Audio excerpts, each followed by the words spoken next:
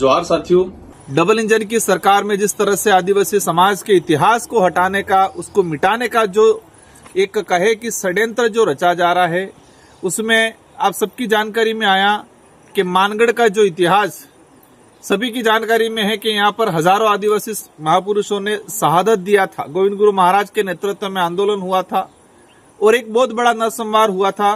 जो चौथी क्लास की अंग्रेजी की किताब में आने वाली पीढ़ियों को, उन शौर्य गाथाओं को, उस समय जो वेट वगार, उस समय जो अत्याचार शोषण हो रहा था, उसके बारे में आने वाली पीढ़ियों को पढ़ाने का जो कार्य किया जा रहा था, लेकिन वर्तमान भाजपा सरकार ने इसको हटाने का प्रयास किया गया है। इससे पहले भी रास्तापाल कांड 1947 में जो घटित हुआ था, कालीबाई कलासुआ जिन्होंने शिक्षा के लिए, मतलब अपने गुरु की जान बचाने के लिए अपना प्राण न्यौछावर किया था, जो रास्तापाल हत्याकांड नानाभाई सेंगाबाई रोत और कालीबाई कलासुआ, उनका जो इतिहास था उसको हटाने का उन्होंने घिनौना कृत्य किया और इसी क्रम में ये मानगढ़ का इतिहास हटाया गया है। इसके अलावा आर्य के द्वारा जो राजनीतिक विज्ञान का जो पाठ्यक्रम था, उसमें ज्योतिबा फुले, सावित्रीबाई फुले का इतिहास भी हटाना का जो उन्होंने कृत्य किया है। मतलब देखा गया है कि पिछले 8-10 सालों के अंदर एनसीईआरटी हो या सीबीएसई हो या राजस्थान स्टेट सेंट्रल गवर्नमेंट की जितने जो पाठ्यक्रम है, जो आने वाली पीढ़ी को बढ़ाने का जो कार्य कर रहा है, उन सारे पाठ्यक्रमों से आदिवासी दलित पिछड़ों के जो महापुरुष रहे हैं, और कहा जाए कि देश को आजाद कराने में जिन लोगों की मुख्य भूमिका रही है, जिन्होंने सबसे ज्यादा शहादत दी है, इन शहादत महापुरुषों, उन इतिहास को हटाने का प्रयास किया जा रहा है। मैं एक ही चीज कहना चाहूंगा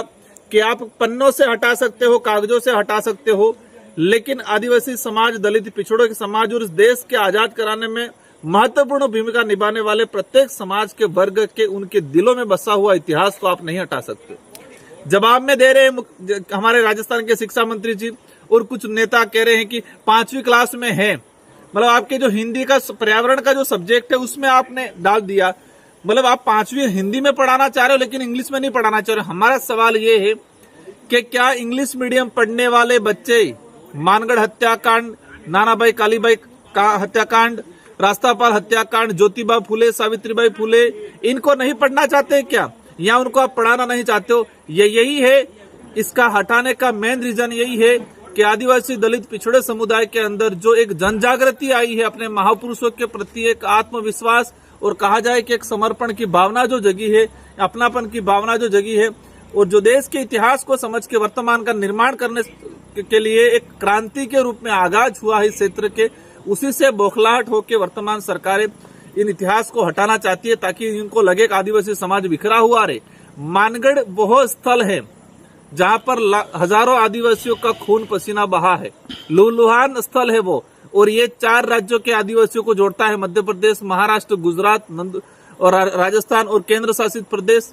दमन दीप। ये 4 राज्य और एक केंद्र शासित प्रदेश को जोड़ने वाला सेंटर पॉइंट है, एक आस्था का केंद्र है। इनका यही है कि जो बिल प्रदेश की जो डिमांड थी, वो मानगढ़ हत्याकांड का जब पढ़ेंगे तो स्वाभाविक एक अलग बिल राज कायम करने की जो डिमांड थी, उस डिमांड की ओर अग्रसर करती है ये जो हत्याकांड। तो शायद उनको लगता है कि